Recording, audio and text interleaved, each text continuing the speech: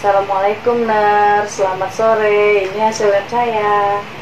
Baik, Waalaikumsalam warahmatullahi wabarakatuh. Perkenalkan Ibu, sebelumnya saya perawat Else yang bertugas dari jam 3 sore ini sampai jam 10 malam nanti. Baik Ibu, ini dengan Ibu Tika, 26 tahun ya Bu. Ya Nars. Nah, jadi ini hasil laboratorium Ibu, gula darah sebelum makannya 170 ya Bu. Nah, ini termasuk tinggi ya Bu, karena normalnya gula darah normal itu 80 sampai 130. Terus ini gula darah 2 jam setelah makannya juga tinggi nih, 225, sedangkan normalnya itu 80 sampai 180. Terus juga hasil HbA1c-nya juga tinggi nih, 8,2, karena normalnya itu di bawah dari 7. Nah, jadi Ibu karena ini terapinya sepertinya belum tercapai dan gula darah Ibu juga masih tinggi, jadi kita akan melakukan konseling dan pendidikan kesehatan terkait diabetes mellitus. Nah, apakah Ibu bersedia? Bersedia Nars. Nah ya, jadi tujuan konseling ini untuk mencapai target terapi Ibu agar gula darahnya normal, terus badan Ibu nyaman dan tidak mudah lelah, serta mencegah komplikasi dari diabetes tersebut. Nah baik Ibu, jadi kita langsung mulai saja ya pendidikan kesehatan dan konselingnya. Nah jadi Ibu sebelumnya tahu nggak apa diabetes mellitus itu? Diabetes mellitus itu biasa saya nyebutnya gula darah.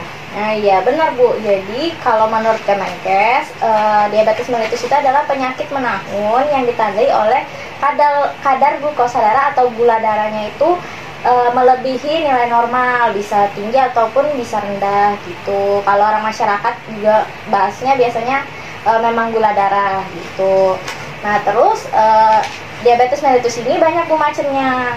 Nah, di sini ada yang pertama DM tipe 1 atau diabetes tipe 1. Nah, ini disebabkan karena adanya produksi insulin, tidak adanya produksi insulin sama sekali.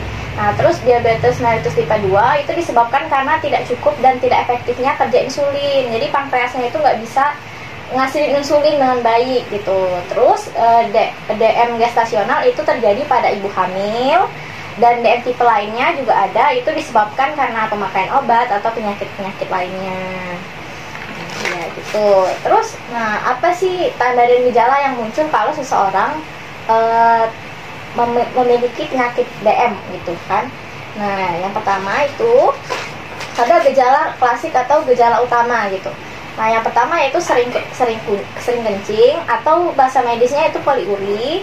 Lalu cepat lapar atau bahasa medisnya polifagia, terus sering haus atau bahasa medisnya polidipsi. Nah dari 3 ini Ibu ada nggak ngerasain di antara 3 ini? Cepat lapar. Cepat lapar ya, nggak apa-apa, ini memang gejala klasik yang muncul itu.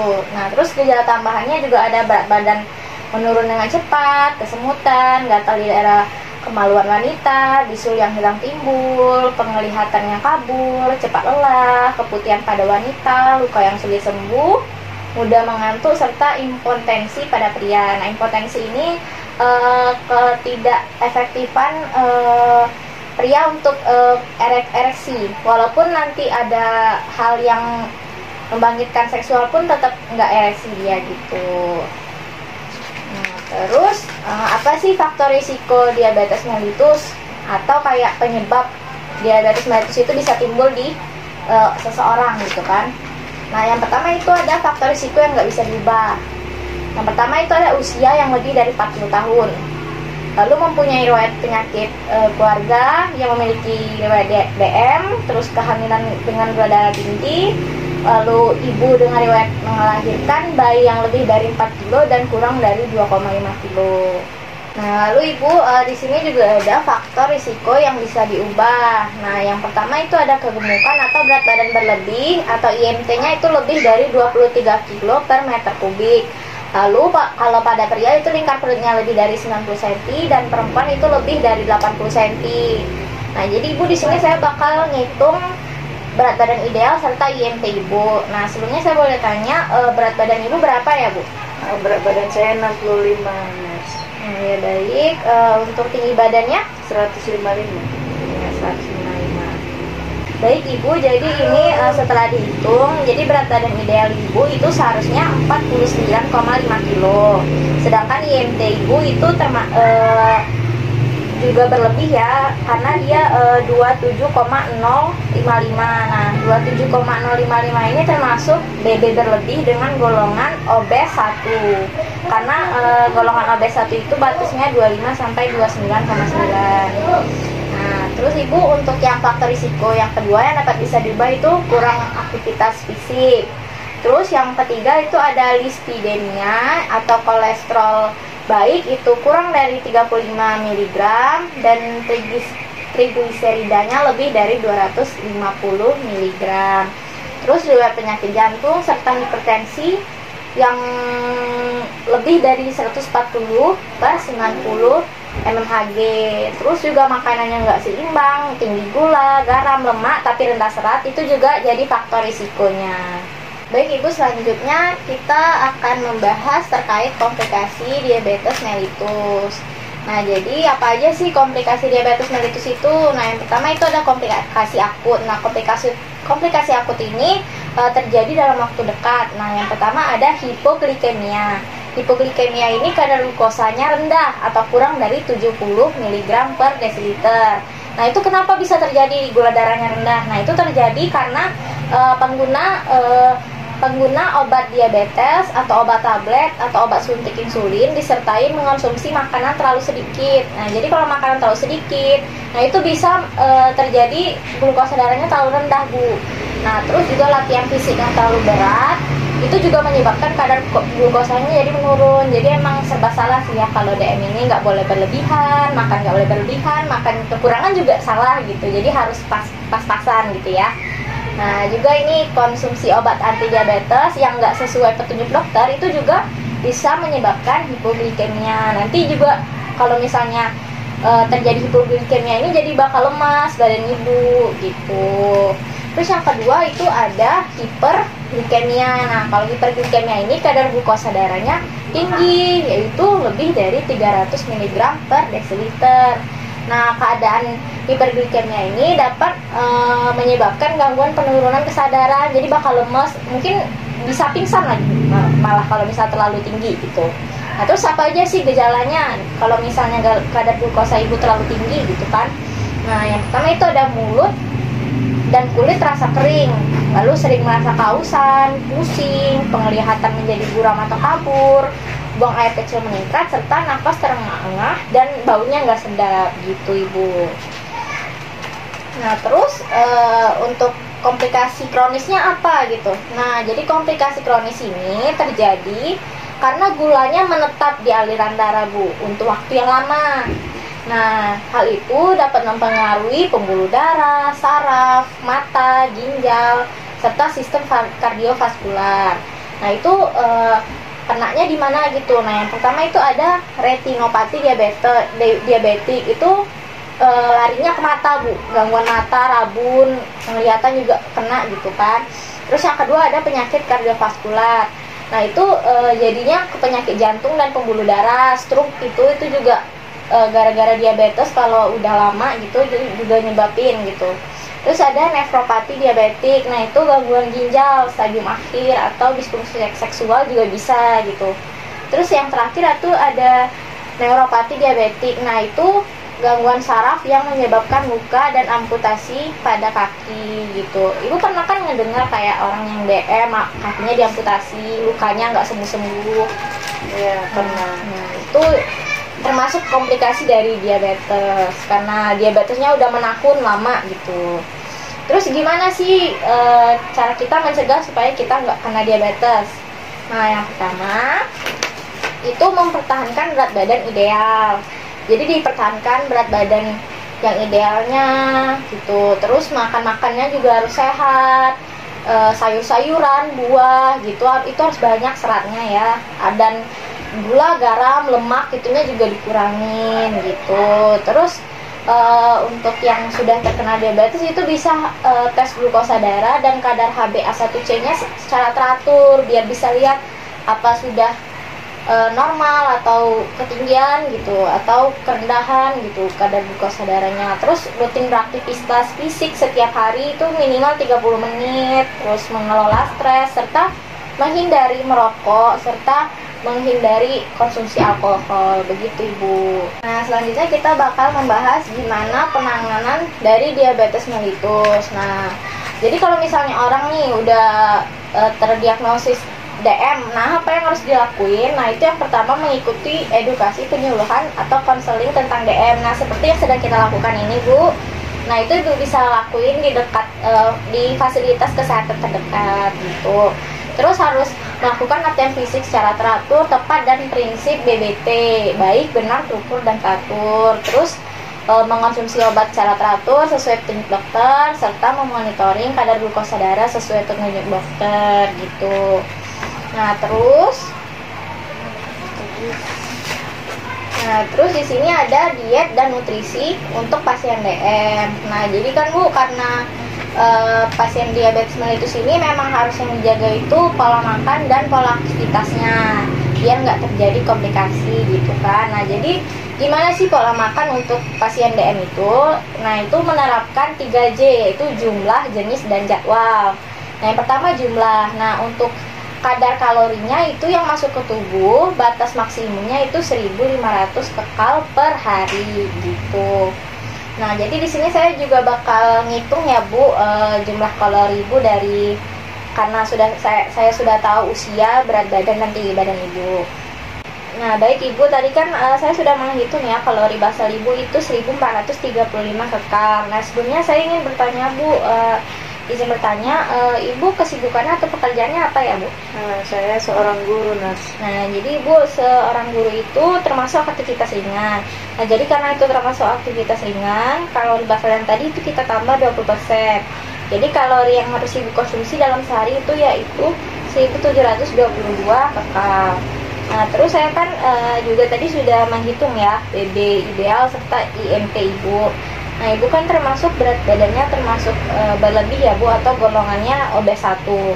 Nah, karena tadi berat badannya berlebih atau golongan obes 1, nah itu kalori yang 1.722 itu harus dikurangi 30%. Nah, jadi didapati kalori yang harus Ibu makan dalam sehari itu yaitu sebanyak 1.206 kcal. Jadi yang harus Ibu konsumsi dalam satu hari yaitu 1.206 kcal ya Bu. Iya, Nas. Nah, terus ini ada jenisnya juga, harus tinggi serat, rendah garam, rendah gula, dan rendah lemak gitu. Terus untuk jadwalnya itu 3 kali sehari, selingan 2 snacknya itu juga harus rendah gula. Nah, itu 3 kali sehari itu porsinya juga dikit-dikit aja, nggak boleh banyak. Terus juga makan snacknya juga nggak boleh lebih dari 8:30 malam. Jadi batas 8:30 itu makan snack, selebihnya nggak boleh makan snack lagi gitu. Puasa gitu ya? Ya, benar. Besok paginya lagi baru boleh makan gitu. Terus gimana standar yang diajukan makanan dengan komposisi? Nah, yang pertama itu ada karbohidrat, itu cuma boleh 60-70%, proteinnya 10-15%, lemaknya 20-25%. Lalu kandungan kolesterolnya cuma boleh 300 mg per hari, terus jumlah kandungan seratnya 25 gram per hari. Dan pasien yang diabetes mellitus itu harus mengurangi konsumsi garam ya. Terus juga pemanis buatannya juga dipakai secukupnya aja, nggak boleh banyak gitu. Nah, terus jenis-jenisnya apa aja gitu yang boleh dimakan kan? Nah, itu menggunakan konsep piring model makan teh. Nah, yang pertama ada kelompok sayuran. Nah, itu apa aja? Bisa mentimun, labu siam, tomat, wortel, bayam, dan lain-lain. Pokoknya semua jenis sayuran boleh ya Bu. Terus ada karbohidrat, itu ada nasi, kentang, jagung, ubi, dan singkong. Oh, jadi kalau nasi putih nggak apa-apa ya, Nas? Ya, nggak apa-apa, cuman porsinya dikurangin dari orang-orang yang pada umumnya gitu. Jadi kalau diabetes kan makannya 3 kali sehari ya, jadi kan karena makan 3 kali itu, jadi nggak apa-apa dikit aja porsi nasinya. Lebih baiknya sih diganti kayak nasi merah, itu lebih baik. Kentang juga boleh, atau ubi, singkong itu juga lebih bagus gitu. Nah, terus untuk proteinnya itu ada ikan, telur, tempe, tahu, kacang hijau, kacang merah, dan lain-lain. Dan untuk pengelolaannya sendiri itu untuk gula dan garamnya kalau bisa jangan berlebih gitu. Terus selanjutnya di sini ada makan makanan yang harus dibatasi nih. Nah, yang pertama itu ada gula pasir, gula jawa, sirup, makanan ringan, selai, jelly, agar puding. Pokoknya manis-manis itu harus dihindari ya Bu kalau bisa, dan harus bisa sih. Terus juga di sini yang makanan mengandung lemak juga itu juga harus dihindari ya Bu. Termasuk gorengan, Nurse. Iya, makan gorengan boleh sih, cuman kayak maksimal itu satu aja gitu, jangan banyak-banyak, nanti naik gitu gula darahnya gitu. Terus yang makanan mengandung banyak natrium itu juga harus dihindari, seperti ikan asin, telur asin, sama kayak sarden, makan makanan kaleng itu juga harus dihindari ya Bu ya. Oke, selanjutnya kita bakal ngebahas latihan fisik untuk pasien DM. Nah, jadi latihan fisik apa sih yang harus dilakuin pasien DM itu? Nah, jadi seperti saya bilang, pasien DM itu dari pola makan sama pola fisik atau pola latihan fisiknya itu harus diseimbangkan, karena itulah yang berpengaruh terhadap kadar glukosa darahnya. Nah, untuk latihan fisiknya itu sendiri, itu dalam seminggu itu harus Ibu lakuin 150 menit dalam seminggu. Nah, itu sekali olahraga itu minimalnya 30 menit. Nah, terus dalam seminggu itu bisa dilakuin 3-5 hari. Nah, misalnya Ibu sibuk nih, kan Ibu kerja ya. Nah, itu kalau misalnya Ibu kerja, Ibu sibuk, itu nggak apa-apa seling-seling. Misalnya Senin olahraga, Selasa enggak, Rabu olahraga lagi, Kamis enggak gitu. Jadi diseling-seling itu nggak apa-apa. Yang penting seminggu itu minimal ada 3 hari Ibu olahraga dalam 30 menit seperti itu. Nah, terus apa sih manfaatnya kalau Ibu banyak olahraga gitu? Yang pasti untuk menjaga kebugaran Ibu, terus memperbaiki sensitivitas insulin, dan mengembalikan kadar glukosa darah Ibu jadi normal gitu Bu. Terus juga bisa membuat BB Ibu atau berat badan Ibu jadi ideal gitu. Terus Ibu untuk olahraganya sendiri, misalnya kan olahraganya Ibu di pagi hari nih. Nah, sebelum olahraga, 1 jam sebelum olahraga Ibu tuh harus makan dulu, jangan sampai nggak makan, nanti dia lemes kalau misalnya sebelum makan udah olahraga, itu nggak boleh. Nah, terus jadi 1 jam setelah makan baru boleh olahraga gitu. Terus pemanasan sama pendinginan jangan lupa. Nah, terus kalau misalnya Ibu menggunakan insulin, suntik insulin, itu untuk di bagian, kan biasa disuntik insulin itu di perut ya. Nah, itu untuk olahraga di bagian perut itu dikurangin. Jadi biar nggak banyak bergerak di bagian perut gitu. Jadi jenis-jenis olahraga yang disarankan itu yang gimana, Nurse? Nah, jadi olahraga yang disarankan itu intensitasnya sedang ya Bu. Nah, itu bisa seperti jalan cepat, bersepeda santai, jogging. Nah, itu sama berenang juga, itu intensitasnya itu sedang, dan itu sangat disarankan untuk para penderita diabetes mellitus. Itu Ibu. Nah, terus Ibu, pas kan biasanya sebelum pagi itu kan kita cek glukosa darah ya Bu, sebelum beraktivitas. Nah, itu sebelum olahraga itu dicek glukosa darahnya.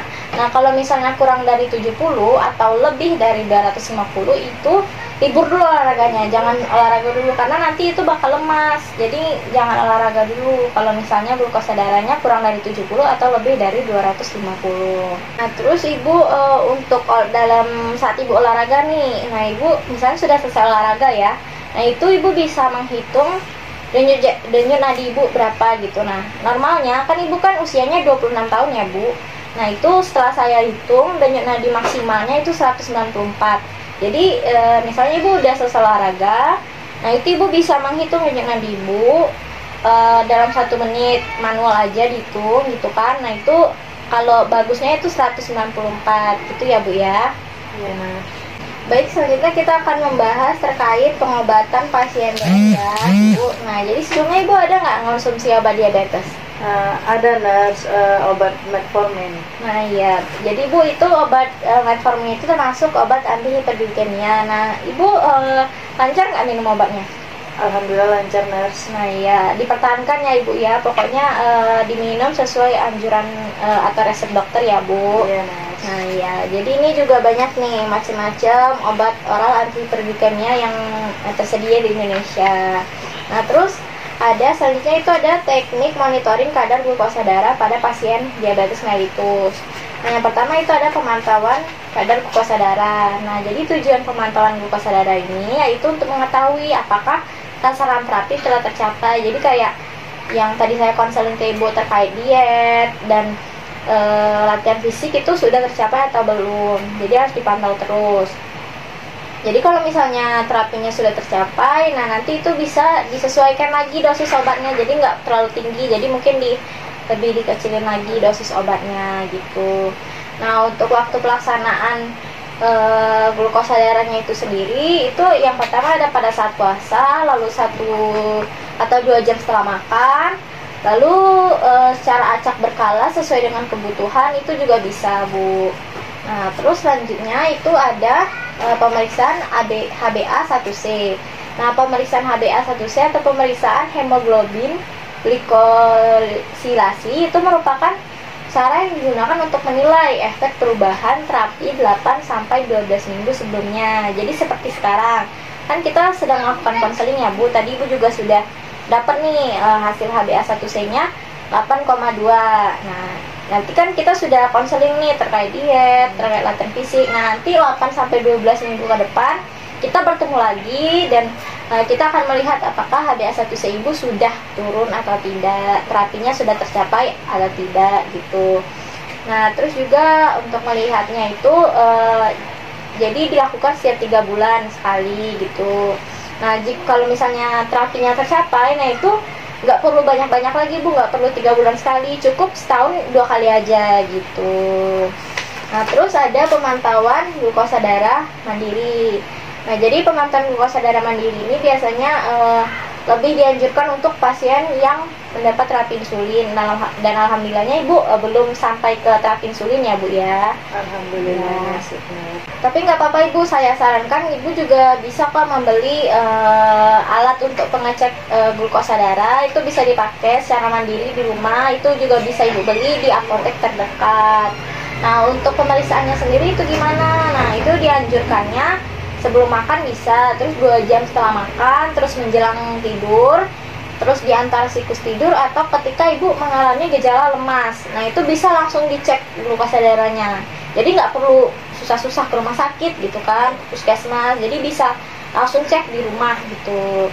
Nah, jadi kan Bu, pemantauan glukosa darah secara mandiri ini kan lebih ditujukan kepada pasien dengan terapi insulin. Nah, itu ditujukan juga untuk penyesuaian dosis insulinnya dan memantau timbulnya hipoglikemia, seperti itu, Ibu.